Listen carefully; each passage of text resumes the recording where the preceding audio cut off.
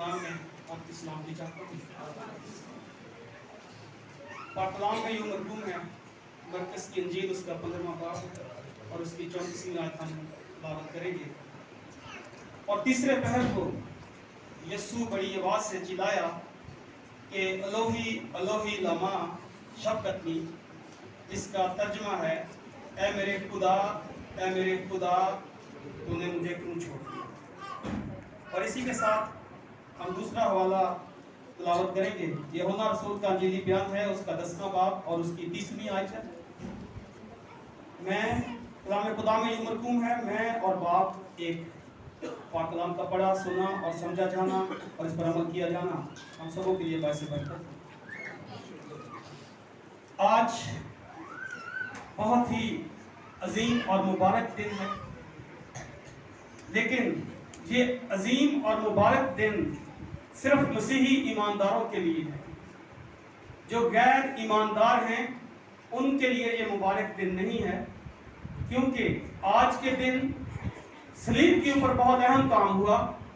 क्योंकि जिस वक्त यीशु मसीह क्रॉस के ऊपर हैंग थे तो लिखा है कि सूरज तारीक हो गया और तमाम दुनिया के ऊपर उस मुल्क, कलाम मुकद्दस में तो ये लिखा है कि सिर्फ उस मुल्क में, लेकिन बाइबल मुकद्दस के मौरखीन और बाइबल मुकद्दस ये फरमाती है कि पूरी दुनिया के ऊपर जो था वो अंधेरा था, क्योंकि सूरज तारीक हो गया था। लूका 23 उसकी 45। लेकिन आज जिसके ऊपर मैंने बात करनी है, यीशु मसीह की जो चौथी पुकार, बहुत मुश्किल अल्फाज हैं। इन अल्फाजों के ऊपर बोलना, बहुत से मौरखीन इसको कुफारा का कलमा भी बोलते हैं कि ए मेरे खुदा तूने मुझे क्यों छोड़ दिया। और मरकज़ का जो इंजीली बयान जो मैंने आपके सामने पढ़ा है, इसमें लिखा गया, ये यीशु मसीह के अपने मादरी जुबान के अल्फाज हैं, क्योंकि यीशु मसीह की जुबान अरामी थी। जबकि मत्ती रसूल ने इस बयान को अबरानी और अरामी दोनों में तहरीर किया।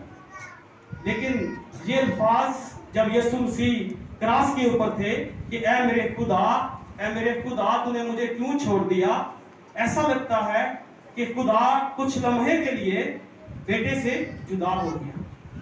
लेकिन मैंने आपके साथ ये हवाला शेयर किया है, बहुत छोटी आयत है, यूहन्ना 10 उसकी 30 कि बाप और मैं और बाप एक है।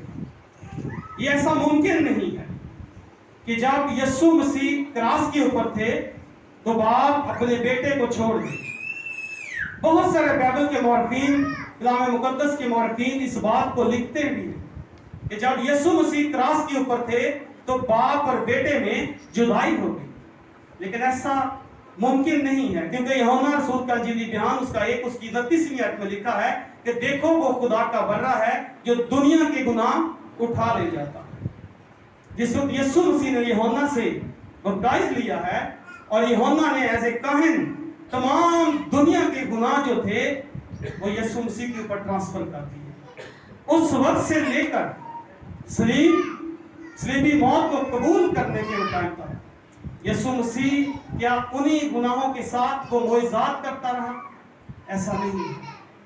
बाप और बेटे में जुदाई मुमकिन ही नहीं है, क्योंकि दो के कलाम मुकद्दस में लिखा है हबक्कूक 1 उसकी 13वीं आयत में कि तेरी आंखें ऐसी पाक है कि तू बदी को देख नहीं सकता। लेकिन जब हम गुनाहों की बात करते हैं कि तमाम दुनिया के गुनाह उसके ऊपर थे, तो गुनाह बहुत किस्मों के हैं।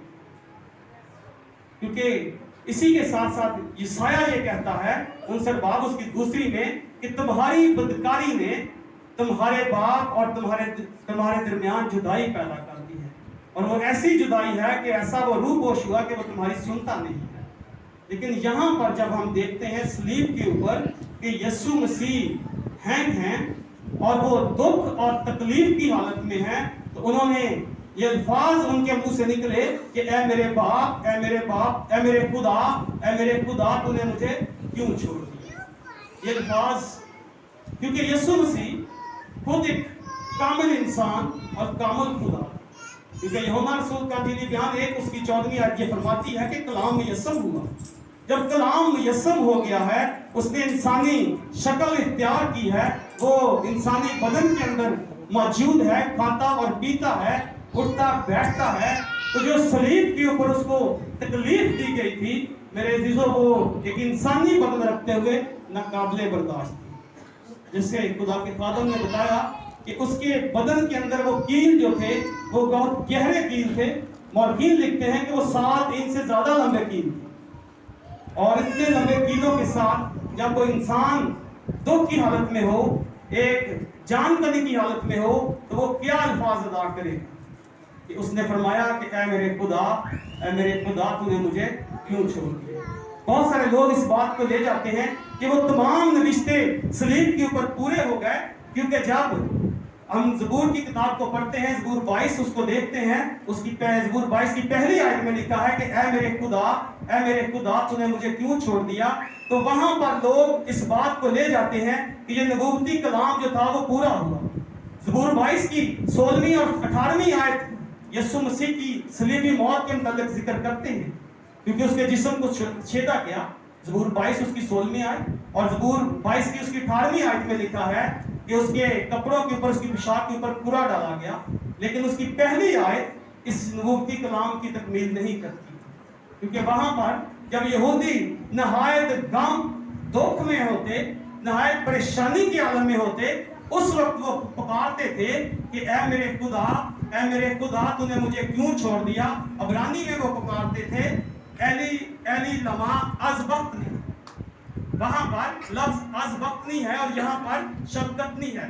اس کا ترجمہ ہے کہ مجھے ترک کر دینا، چھوڑ دینا، اور شفقتنی کا مطلب ہے بخش دینا۔ یہاں پر یسوع مسیح جب کراس کے اوپر ہیں تو باپ نے اپنے بیٹے کو بخشا ہے۔ اس جدائی کے لفظ کو یہاں پر میں اور آپ ڈیفائن نہیں کر سکتے، کیونکہ مارٹن لوتھر 14ویں صدی کا جو اتنا بڑا مورخ ہے، اس نے اپنی 62 سالہ عمر میں جب وہ اس کلمے کے اوپر پہنچا تو وہ سدے میں چلا گیا۔ اس نے چند دن سدے میں گزارے اور اکیلا اپنے روم میں بند رہا، اور اس کے بعد وہ سوچتا رہا۔ لکھا ہے کہ وہ سوچتا رہا کہ باپ اور بیٹے میں جدائی کیسے ہوئی۔ پھر اس نے 7 یا 8 دن کے بعد وہ کمرے سے باہر آیا، کھایا اور پیا۔ اس نے کہا ایسا ممکن نہیں ہے کہ باپ اور بیٹے کے اندر جدائی ایک لمحہ بھی ہو جائے، ایسا ممکن نہیں ہے، کیونکہ وہ فرما چکا ہے کہ میں الفا اور اومیگا ہوں، میں تیرا ہراول اور چنڈاول ہوں، اور میں تیرے آگے آگے چلوں گا۔ جب یہ باپ اور بیٹے کی بات آئے پھر جدائی ممکن نہیں ہے۔ بہت سارے لوگ اس بات کو لے جاتے ہیں کہ بیٹا اس وقت مجرم تھا اور باپ جج کی حالت میں تھا۔ ایسا نہیں ہے، کیونکہ اگر گناہوں کے سبب سے، جیسے میں نے حقوق کا حوالہ آپ کے سامنے رکھا کہ گناہوں کے سبب سے باپ اور بیٹے میں جدائی ہوتی، تو پھر لوکا یہ 23 اس کی 43ویں آیت جو ہے وہ کلام مقدس کی تکمیل نہیں کرتی، کیونکہ وہاں لکھا ہے کہ تو آج ہی میرے ساتھ فردوس میں ہوگا۔